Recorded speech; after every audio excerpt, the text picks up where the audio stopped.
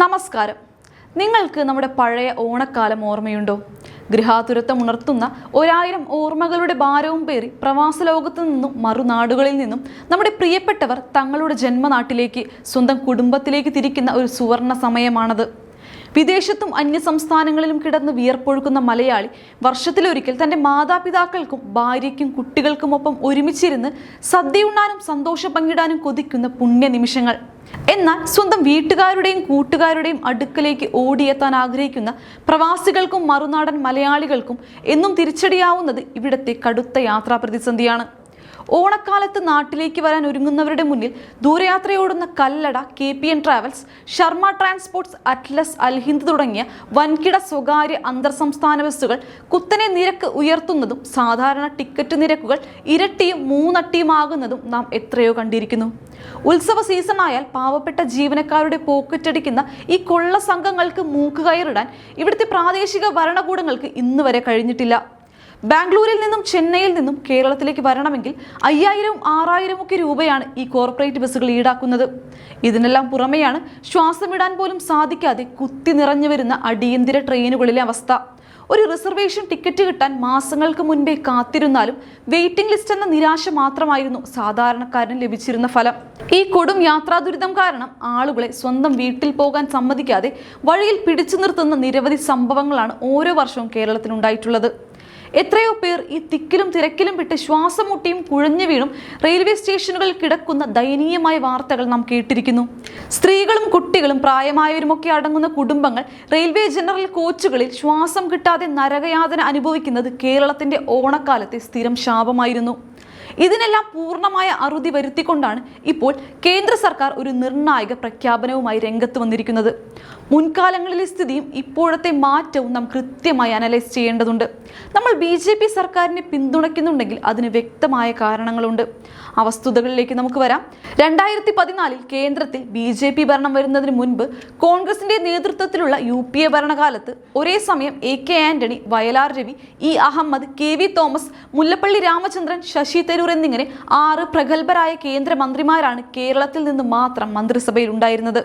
പ്രതിരോധം, വിദേശകാര്യം, വ്യോമയാനം, ആഭ്യന്തര സഹമന്ത്രി പദവി തുടങ്ങിയ അതിശക്തമായ വകുപ്പുകൾ കയ്യിൽ വെച്ചിരുന്ന വമ്പന്മാരായിരുന്നു ഇവർ. എന്നിട്ട് എന്ത് സംഭവിച്ചു?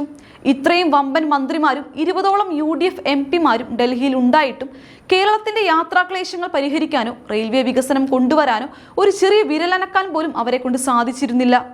അന്ന് റെയിൽവേ വികസനത്തിന്റെ കാര്യത്തിൽ കേരളത്തോട് കാണിച്ച അവഗണനയ്ക്ക് കണക്കില്ലായിരുന്നു. പണം അനുവദിക്കാതിരിക്കുക, ട്രാക്ക് ഇരട്ടിപ്പിക്കൽ വർഷങ്ങളോളം നീട്ടിക്കൊണ്ടു പോവുക, അനുവദിച്ച പദ്ധതികൾ ചുവപ്പ് നാടയിൽ മുക്കുക എന്നതായിരുന്നു അന്നത്തെ പതിവ് രീതി. ജനങ്ങൾ ഉത്സവകാലത്ത് തെരുവിൽ വലയുമ്പോഴും ഇവിടുത്തെ ഒരു ജനപ്രതിനിധിയും റെയിൽവേ മന്ത്രാലയത്തിൽ പോയി ശക്തമായി സമ്മർദ്ദം ചെലുത്താനോ പരിഹാരം കാണാനോ താല്പര്യം കാണിച്ചിട്ടില്ല. സ്വന്തം വോട്ട് ബാങ്ക് സുരക്ഷിതമാക്കാൻ മാത്രം റെയിൽവേ വികസനം പ്രസംഗിച്ച ഇവർ കേരളത്തെ റെയിൽവേ ഭൂപടത്തിലെന്നും ഒരു ഉപഗ്രഹ സംസ്ഥാനമായി മാത്രം നിർത്താനാണ് ശ്രമിച്ചത്. കേരളത്തിന് അവകാശപ്പെട്ട റെയിൽവേ കോച്ച് ഫാക്ടറികൾ വരെ മറ്റ് സംസ്ഥാനങ്ങളിലേക്ക് തട്ടിയെടുക്കപ്പെട്ടപ്പോൾ ഇവിടത്തെ 6 മന്ത്രിമാരും മൗനവ്രതത്തിലായിരുന്നു. ആ സ്ഥാനത്താണ് ഇന്ന് നരേന്ദ്രമോദി സർക്കാരിന്റെ ശക്തമായ നേതൃത്വത്തിൽ മലയാളി യാത്രക്കാർക്കായി റെയിൽവേയുടെ ചരിത്രത്തിലെ തന്നെ ഏറ്റവും വലിയ ഓണസമ്മാനം എത്തിയിരിക്കുന്നത്. ഇത്തവണത്തെ ഓണാഘോഷത്തോടനുബന്ധിച്ച് കേരളത്തിലേക്ക് 100-ലധികം പ്രത്യേക സ്പെഷ്യൽ ട്രെയിനുകൾ സർവീസ് നടത്തുമെന്നാണ് കേന്ദ്ര റെയിൽവേ മന്ത്രി അശ്വിനി വൈഷ്ണവ് ഔദ്യോഗികമായി പ്രഖ്യാപിച്ചിരിക്കുന്നത്. ഭുവനേശ്വറിൽ മാധ്യമങ്ങളോട് സംസാരിക്കവെയാണ് മന്ത്രി മലയാളികൾക്ക് ഏറെ സന്തോഷം നൽകുന്ന ഈ നിർണായക വിവരം പുറത്തുവിട്ടത്. ചെന്നൈ, ബംഗളൂരു, മുംബൈ, ഹൈദരാബാദ്, ഡൽഹി തുടങ്ങിയ രാജ്യത്തെ പ്രധാന നഗരങ്ങളിൽ നിന്നും മറ്റ് അയൽ സംസ്ഥാനങ്ങളിൽ നിന്നും കേരളത്തിലെ വിവിധ സ്റ്റേഷനുകളിലേക്ക് ഈ വിപുലമായ യാത്രാ സൗകര്യം ലഭ്യമാക്കും. ബംഗളൂരുവിലെയും ചെന്നൈയിലെയും IT മേഖലകളിൽ ജോലി ചെയ്യുന്ന 10000-കണക്കിന് മലയാളി യുവാക്കൾക്കും വിദ്യാർത്ഥികൾക്കും ഈ പ്രഖ്യാപനം നൽകുന്ന ആശ്വാസം ചെറുതല്ല. സാധാരണക്കാർക്ക് ഏറ്റവും കുറഞ്ഞ ചിലവിൽ സുരക്ഷിതമായി സ്വന്തം നാട്ടിലെത്തി ഓണം ആഘോഷിക്കാൻ പ്രധാനമന്ത്രി നരേന്ദ്രമോദിയുടെ നേരിട്ടുള്ള നിർദ്ദേശപ്രകാരമാണ് റെയിൽവേ ഈ വൻ പദ്ധതി തയ്യാറാക്കിയിരിക്കുന്നത്. കഴിഞ്ഞ 12 വർഷത്തിനിടെ ഇന്ത്യൻ റെയിൽവേ കൈവരിച്ച വൻ മുന്നേറ്റങ്ങളെക്കുറിച്ച് സംസാരിക്കവേ 37,000 കിലോമീറ്ററിലധികം പുതിയ ട്രാക്കുകൾ സ്ഥാപിക്കാൻ കഴിഞ്ഞതായും രാജ്യത്തെ റെയിൽവേ വൈദ്യുതീകരണം 99.6% എത്തിക്കാൻ സാധിച്ചതായും മന്ത്രി കൂട്ടിച്ചേർത്തു. BJP ഭരണത്തിന് മുൻപുള്ള കാലത്തെ മുട്ടാപ്പോക്ക് ന്യായങ്ങളും തടസ്സവാദങ്ങളും പൂർണ്ണമായും ഒഴിവാക്കി വേനൽക്കാലത്ത് റെക്കോർഡ് വേഗതയിൽ 15,000-ഓളം സ്പെഷ്യൽ ട്രെയിനുകൾ ഓടിച്ച അതേ അത്യാധുനിക മാതൃകയിലാണ് ഇപ്പോൾ ഓണത്തിരക്ക് നിയന്ത്രിക്കാൻ 100-ലധികം പുതിയ സർവീസുകൾ കേരളത്തിനായി അനുവദിച്ചിരിക്കുന്നത്. പഴയകാലത്ത് ഒരു സ്പെഷ്യൽ ട്രെയിൻ അനുവദിക്കാൻ ഇവിടുത്തെ നേതാക്കൾ ഡൽഹിയിൽ പോയി റെയിൽവേ ബോർഡിന് മുന്നിൽ മാസങ്ങളോളം യാചിക്കണമായിരുന്നു. എന്നാൽ ഇന്ന് ഡിജിറ്റൽ സംവിധാനങ്ങളിലൂടെയും ആർട്ടിഫിഷ്യൽ ഇന്റലിജൻസിലൂടെയും തിരക്ക് കൃത്യമായി മുൻകൂട്ടി വിലയിരുത്തി ജനങ്ങൾ ആവശ്യപ്പെടുന്നതിന് മുൻപ് തന്നെ ട്രെയിനുകൾ അനുവദിക്കുന്ന ജനപക്ഷ റെയിൽവേ ഭരണമാണ് മോദി സർക്കാർ കാഴ്ചവെക്കുന്നത്. ഇതിനെ BJPയുടെ വികസന രാഷ്ട്രീയമെന്നല്ലാതെ മറ്റെന്താണ് വിളിക്കേണ്ടത്? ഇതോടൊപ്പം തന്നെ മലബാറിലെ യാത്രക്കാർക്ക് മറ്റൊരു വലിയ വികസന വാർത്ത കൂടി എത്തിയിരിക്കുകയാണ്.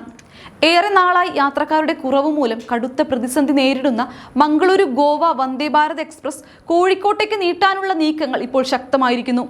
ഇതിന് പിന്നിൽ പ്രവർത്തിച്ച നമ്മുടെ പ്രിയപ്പെട്ട കേന്ദ്രമന്ത്രിയും തൃശൂരിന്റെ MP-യുമായ സുരേഷ് ഗോപിയുടെ കഠിനാധ്വാനവും നിശ്ചയദാർഢ്യവും നാം എടുത്തു പറയേണ്ടതാണ്. അദ്ദേഹം ഈ വിഷയം നേരിട്ട് ഏറ്റെടുക്കുകയും കേന്ദ്ര റെയിൽവേ മന്ത്രി അശ്വിനി വൈഷ്ണവിന് ഔദ്യോഗികമായി കത്ത് നൽകുകയും ചെയ്തതോടെയാണ് ഈ പദ്ധതിക്ക് പുതിയ ജീവൻ വെച്ചത്. മുൻപ് കിലോമീറ്ററുകൾ താണ്ടി കർണാടകയിലെ ചില രാഷ്ട്രീയ കേന്ദ്രങ്ങളിൽ നിന്നുയർന്ന പ്രാദേശിക എതിർപ്പുകളെ തുടർന്നാണ് റെയിൽവേ മന്ത്രാലയം താൽക്കാലികമായി ഇത് മാറ്റിവെച്ചിരുന്നത്.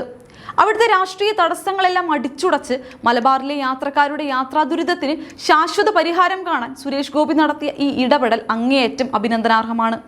സ്വന്തം മണ്ഡലം തൃശ്ശൂരാണെങ്കിൽ പോലും താൻ കേരളത്തിന്റെ മുഴുവൻ പ്രതിനിധിയാണെന്നും കേരളത്തിലെ മുഴുവൻ ജനങ്ങളുടെയും പ്രശ്നങ്ങളിൽ ഇടപെടാൻ തനിക്ക് മടിയില്ലെന്നും അദ്ദേഹം വീണ്ടും തെളിയിച്ചിരിക്കുന്നു.